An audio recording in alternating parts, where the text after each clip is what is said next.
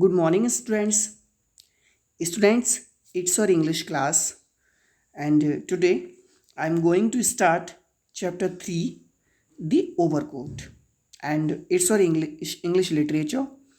So, children, in this story, we will know about a person that is Akaki Akakavich. He is an office going person and he goes in a certain department and he is a government servant on a budget. He finds that he needs to spend some of his money on an essential item, and the essential item is, and that you will find in your chapter, the essential item is his overcoat. So well, now let's come to the chapter. So please ready with your book and open page number 21 of your English literature book and start reading with me. In a certain department, there was a certain official, not a very high one, it must be allowed, short of stature, somewhat pock marked, red haired, and short sighted, with a bald forehead, wrinkled cheeks, and complexion of a kind known as sanguine.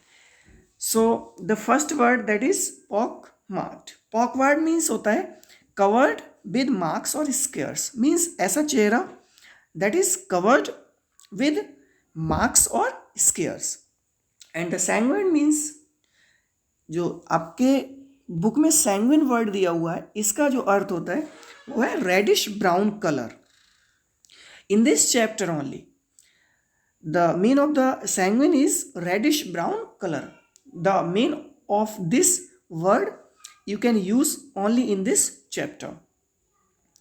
So children, here in a certain department there was a certain official, means there was a person in any department, and the person was not very high one, and it must be allowed, short of stature, means it was not high person, means his height was not very good, and somewhat pock marked, means his face was covered with marks and scars, and he was red haired, means his hairs were red, and short sighted.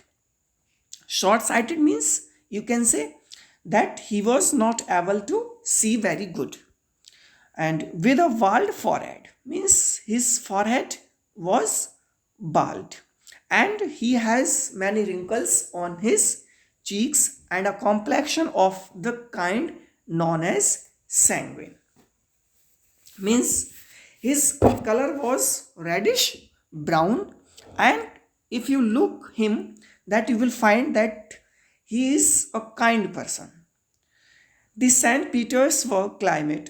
Children, St. Petersburg, here it is a city. This is a city in Russia. And the St. Petersburg climate was responsible for this. Now in this chapter, the writer is saying that the condition, the situation of that person that is described before was off because the climate of St. Petersburg. As for his officials status, he was what is called a perpetual titular. Means the perpetual titular means, children, in this chapter is never ending and holding a purely formal position without real power. Means, and he was over which, as is well known, some writers make merry and crack their jokes, owing the praiseworthy custom of attacking those who cannot fight back. His name was Akaki Akakavich. Means the person that we are discussing about was Akaki Akakavich. And the persons that work with him was not very good, and they crack jokes on him, means they laugh on him, and they were attacking those who cannot fight back. When and how he entered the department, he was in a department, and here it is said that when and how he entered the department and who appointed him, no one could remember. Means nobody knows that when and how he get his job and who appointed him in this department. His superiors treated him in a coolly despotic fashion. Means, children, here is a word despotic.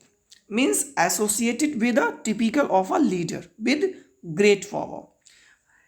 In this way, children, you can say that the colleagues of him were not good to him, and they do not respect, they do not behave in a proper way to him. Some sub chief would thrust a paper under his nose without so much as crying copy, or here is a nice interesting affair, or anything else agreeable, as it customary amongst well-bred officials, and he took it looking only at the paper and not observing who handed it to him or whether he had the right to do so, simply took it and set about copying it. Means here we can understand that the job was to copy the letters and many other types of things.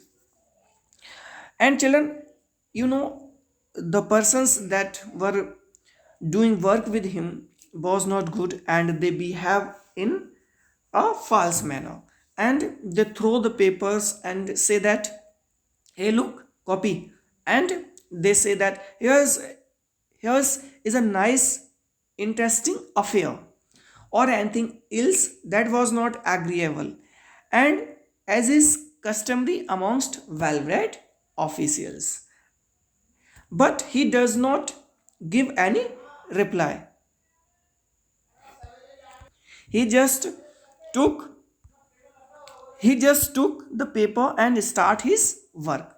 He does not mention that who has handed the paper to him and whether he had the right to do that work or not. Means whether the work is him or not. And the young officials laughed at and made fun for him and strewed bits of paper over his head, calling them snow. But Akaki Akakabich answered not a word any more than if there had been no one there besides himself. Because he does not reply, he does not oppose anything, because he knows very well that no one is besides him. It even had no effect upon his work. Amid all these annoyances, he never made a single mistake in a letter. Means the other employees disturbed him, other employees throw the papers on him, but he does not mention these things and just do his work, and never made a single mistake due to these disturbances, and just he do his work and never made a single mistakes in a letter. What if the joking became wholly unbearable, as when they jogged his hand and prevented his attending to his work. He would exclaim, "Leave me alone. Why do you insult me?" And there was something strange in the words and the voice in which they were uttered. Means he does not oppose anything, he does not give any reply, and just do his work and just say one thing, "Leave me alone and please let me do my work, and why do you insult me?" And there was nothing strange in the words and the voice in which they were uttered. It would be difficult to find another man who lived so entirely for his duties. It is not enough to say that Akaki labored with zeal, means he does his work with interest. No, he labored with love. Means children, Akaki Akakavich do his work with love, does his work with love and interest. In his copying, he found a varied and agreeable employment. Means he just enjoy his work. He does not think any other thing about the colleagues. Means what they are doing with him, the behavior of their colleagues, his colleagues. He does not care of these things. Outside this copying, it appeared that nothing existed for him. He gave no thought to his clothes. His undress uniform was not green, but a sort of rusty, muddy color. Means, children, he was too much deep in his work that he does not think about his dress. He was just undressed. He does not think about his clothes. Outside the copying, he just appeared that nothing exists for him but only his work. He gave no thought to his clothes. He does not think about his clothes and other things. His undress uniform was not green and but a sort of rusty and muddy color. He was having a rusty uniform during his work, and he does not think about that he should take another clothes, another dress. He does not think anyone, and he just has a rusty and old and muddy color uniform.